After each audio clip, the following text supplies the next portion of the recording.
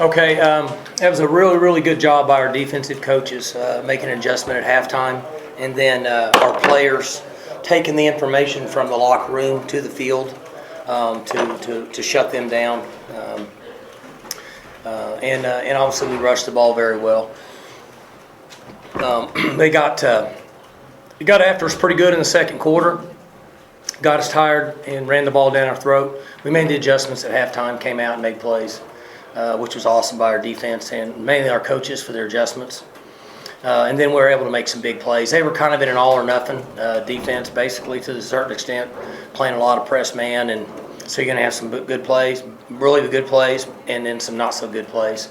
So we're able to get the ball thrown down the field a few times and make some plays and grab some, 17. They had 17 penalties, so some holdings and all that on 2. So it's a good win for us. Got to get a lot better in a lot of different areas. I'm going to look into the unsportsmanlike penalties. We're getting conflict of interest. Our guys are saying one thing, they're saying another, being the referees.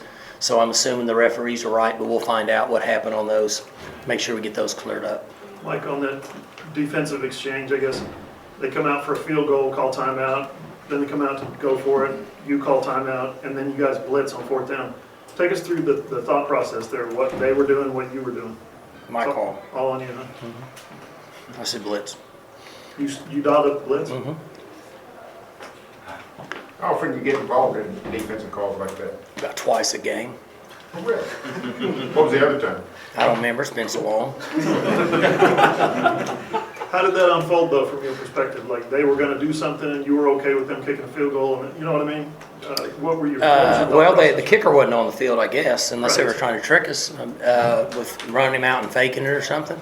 And then they called timeout, and I'm guessing at that point it was a 12-point game, and they realized that 3 points wouldn't do them any good. That's just my guess. It looked like, when you sat down, it looked like you pointed at 9 for 80 on penalties first on the stat sheet. Yeah, we had 2 unsportsmanlikes. So you're looking at, we would be at 50 yards, which is not the end of the world. And those are things that we're talking about. I'm getting a different answer from them than I'm getting from the officials. So I'm going to watch the tape and find out and see where we're going, because we can't give 15-yard penalties up like that. Ridiculous.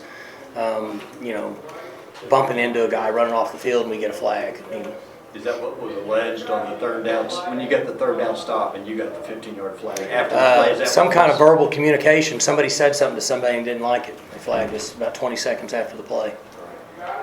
What was the second half adjustments you made to particularly stop that running game of Tulsa? Well, they got changed our alignments, got another guy up closer to the ball, and essentially another guy got up in the box. You can ask Jim from the detail part of it, but for the most part, we took another guy out of coverage and put him up in the box to give us another gap. They were pulling a tackle some, and then they were pulling a tight end some. They had a nice little scheme, and they're good at that anyway. And so we got another guy up there where we could track the puller.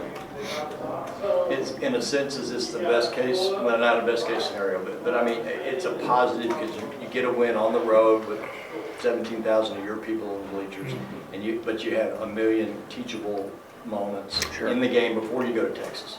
Oh yeah, well, and there's going to be some. I mean, for the most part, with the exception of '92, the guys playing up front have not ever really played. So they got tired and they got it broke off in them in the second quarter.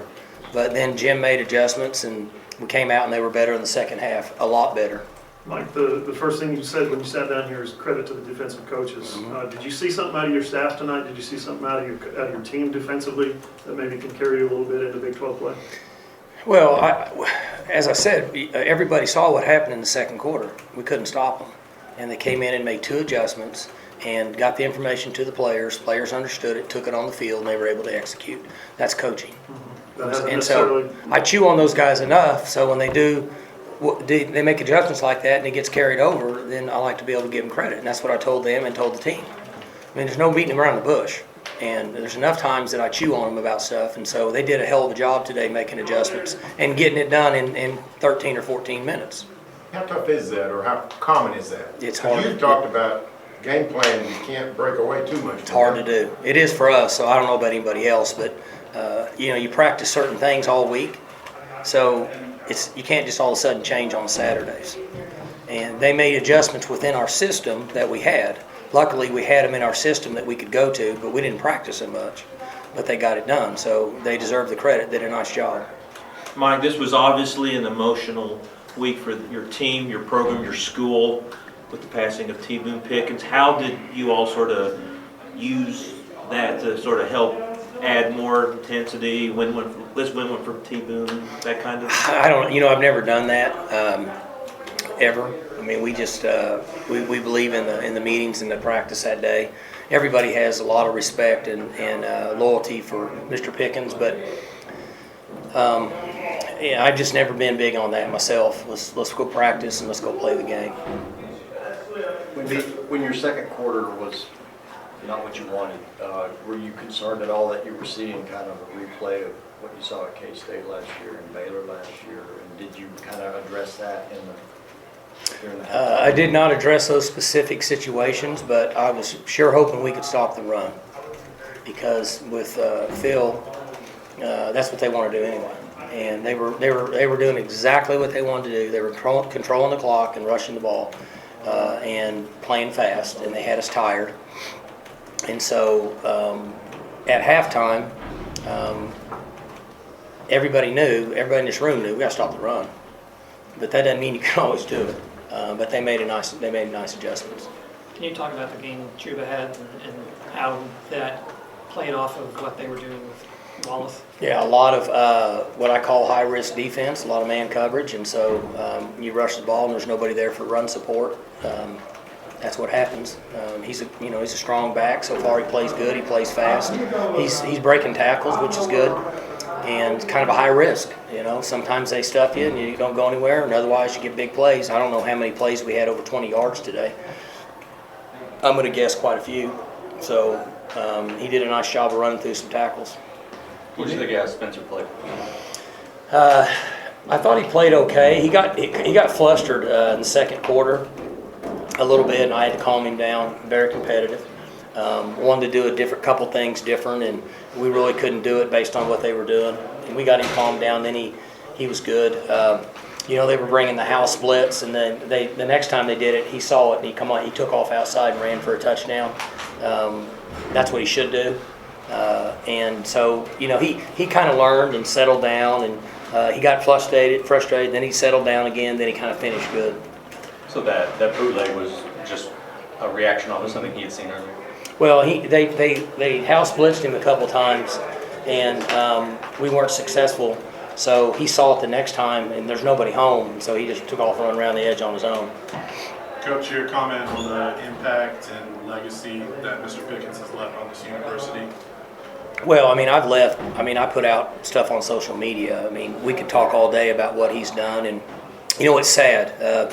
Mr. Pickens and I went head-to-head a lot. He won most all of them. But I had a lot of respect for him, and I think he respected me. And between Mr. Pickens and President Hargis, Coach Holder, and myself, we won a hell of a lot of football games and been successful. And so I've said this, I said this to Bill 2 weeks ago.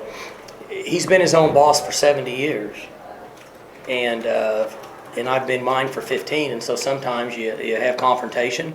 But I have a ton of respect, and it's kind of sad, It's sad knowing that he's not there. It really is, and it feels weird. So we're going to have a couple really nice tributes to him, and then I'm sure we'll have some stuff at Karsten Creek and on campus for him to remember his legacy forever. You were a little short-handed, Mike, on the defensive line. Is the kind of game you had to play and had to switch, did the depth play a factor in that at all? We had the guys. We've got depth, we just don't have experience. And we're rotating them in, and they're going to make some mistakes. You don't see it like you do it on the perimeter with quarterbacks or receivers or corners because they're down inside. We know it, but a lot of times you can't see it. They're going to make some mistakes, and they're young. And like I said, the second quarter they got tired, got punished pretty good, but they sure rallied back.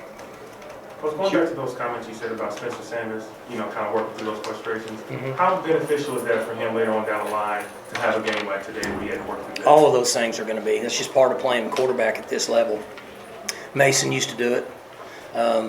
Corn didn't do it much because he was, been here 5 years and he's seen everything. But when you're a young guy playing, if you're competitive like they are, you want success all the time, and sometimes it doesn't work, especially versus the style of defense that we played today. I mean, it was very high risk, big or not much at all, and so that frustrated him.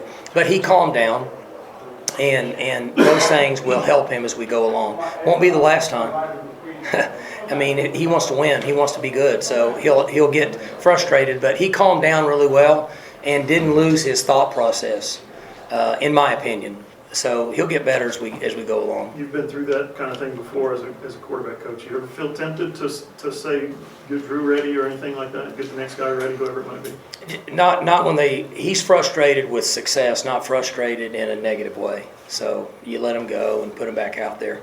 The next series is when he took off versus the house blitz and scored. So he's fine. But what you said is right. It's going to take time, and he has to do those things, and that's just the process you go through when you're a young quarterback. So Hubbard now has way more yards through 3 games than any other tailback you've ever had. So,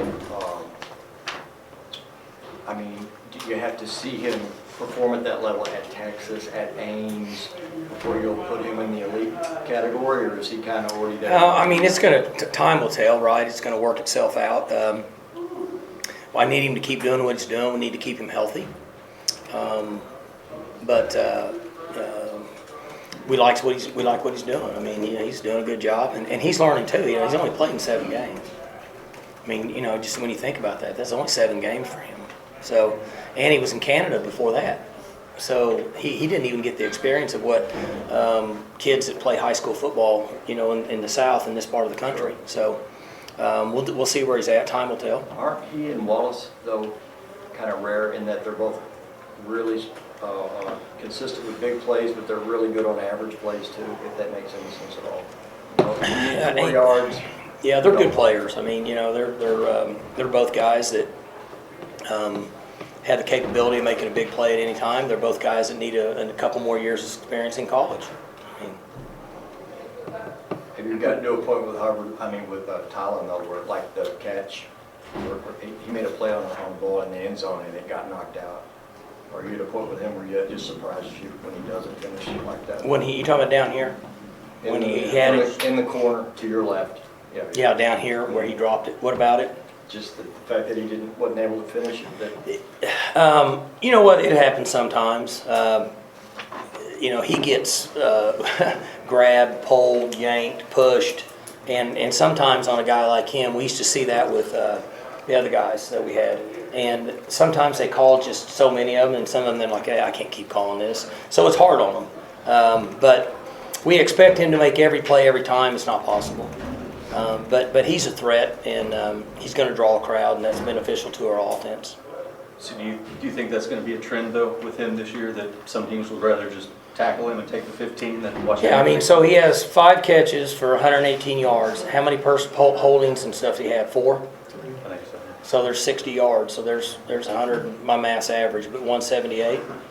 So really he has 9 catches for 178 yards. Maybe the 40-21 is sort of a normal score for you guys in the last decade or so. But does it sort of feel good to know you sort of needed your defense to pick you up today? And, no doubt. And then it happened. Is it? I feel better now than I have in all these other games that we're in. That's why I started it off. That's what I told them. That's what I told you guys. It's nice for the defense to basically win a game. And that's what they did, right? Because offense did okay in the second half, not great for what we've done in the last 10 years. But the defense went out and shut them down and stuffed them and kept putting us on the field, so they got tired. And it's nice to see that. I mean, that's a good thing. And their defense is good, guys. I mean, I'm just telling you, they were on the field the entire game at Michigan State because they were struggling. Phil knows that. I'm not saying anything he doesn't know. They stuffed Michigan State, and they stuffed San Jose.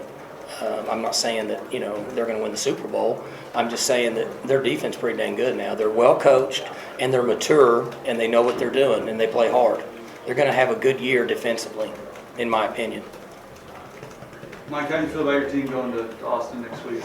We got a lot of work to do, as always. You know, we do what we do. We'll put a plan together in all three phases. We'll be simple. We'll try to stay as fresh as we can, but also get quality work. That's kind of the challenge nowadays with the temperature.